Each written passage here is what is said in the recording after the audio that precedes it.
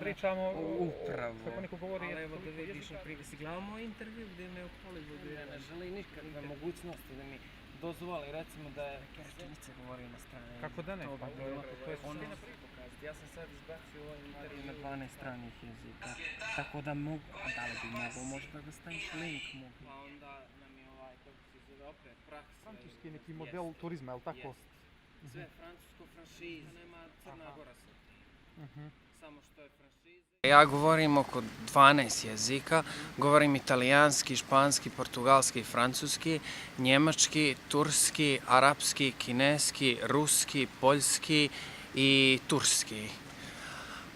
Govorim strane jezike na B2 nivou, znači govorim od B2 do C1, jer jednostavno ja govorim te jezike i šala i komedija i ne znam, vicevi na tim jezicima i nije to samo ono kad ljudi misle znaš jezik. Pričao sam priču o anegdoti, nalazi se kornjača nad bunarom, a žaba u bunaru. I sad kornjača pita žabu, šta ti radiš dolje?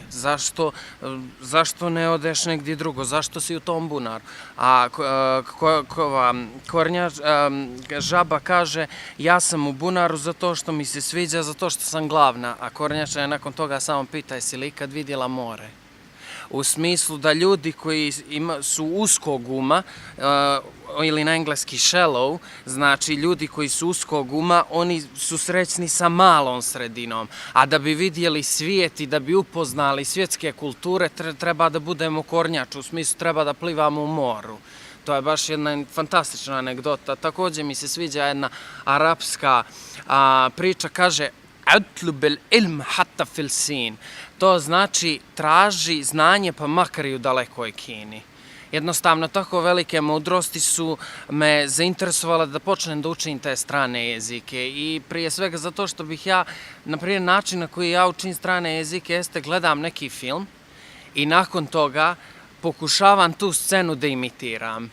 I odatle se pojavila također moja želja za glumom. Također, što se tiče stranih jezika, mislim da vrijediš onoliko koliko jezika govoriš. To je sve počelo jednostavno, sa tatom sam gledao jednu tursku seriju Elif i rekao sam mu u smislu, tata, ja mogu ovo da ti prevedem. A on je ono kao, pa ne vjerujem ja tebi, ja mislim da to što ti pričaš nije istina. Ja sam rekao, tata, ako mi ne vjeruješ, stavi mi ruke na oči pa da vidimo da li sam ja u pravu ili ti. I sad, kada sam mu to rekao, on je meni stavio ruku na oči i ja sam mu sve preveo. To što je bilo iz epizode na tursku. I on je mislio da ja izvodim neki trik, u smislu da sam ja možda naučio tu epizodu na pamet i onda kao da, u smislu da ga prevarim. Ali nakon toga ja sam mu rekao, evo čekamo novu epizodu, ako ti sve prevedem kao što je, možeš li me molim te upisati na kurs turskog jezika. I to je sve tako počelo. Otišao sam na kurs turskog jezika, oni su baš bili zapanjeni sa mojim znanjem, mislili su da sam možda ili živio tamo ili na neki način. Ja kad sam im rekao, tabii ki ben Türkçe çok iyi konuşuyorum, inanılmaz bir şey. Oni su rekli, ovo je nevjerovatno. Nakon toga ja sam otišao na italijanski kurs italijanskog jezika, moja mama mi je rekla, kako bi bilo da probaš da učiš dva strana jezika, jer si ipak učio u školi italijanski i turski jezik.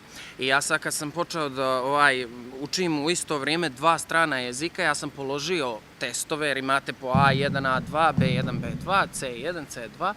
I ja kada sam položio u isto vrijeme italijanski i turski, tata me je kao pitao, pa da li ti želiš možda neku nagradu za to?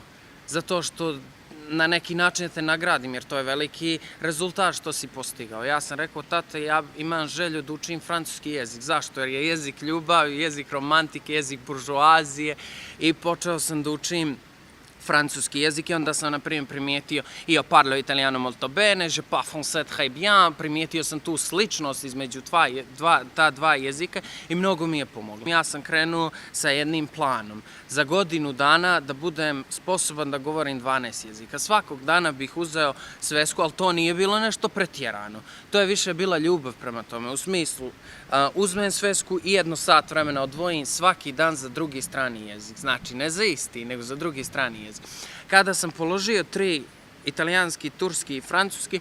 Ja sam nakon toga tati rekao ja želim da učim njemački jezik. To mi je baš ono nekako, bilo mi je to mnogo zanimljivo, zato što je prije svega jedan veoma dugačak jezik. Kad pričate njemački, na primjer, ich hab einen Kurs auf Deutsch gemacht, ich hab einen Deutschen Kurs. To je u smislu nekako baš dugog osjećanja, ne znam, Lebensmittelabteilung, na primjer, mnogo su ove duge riječi.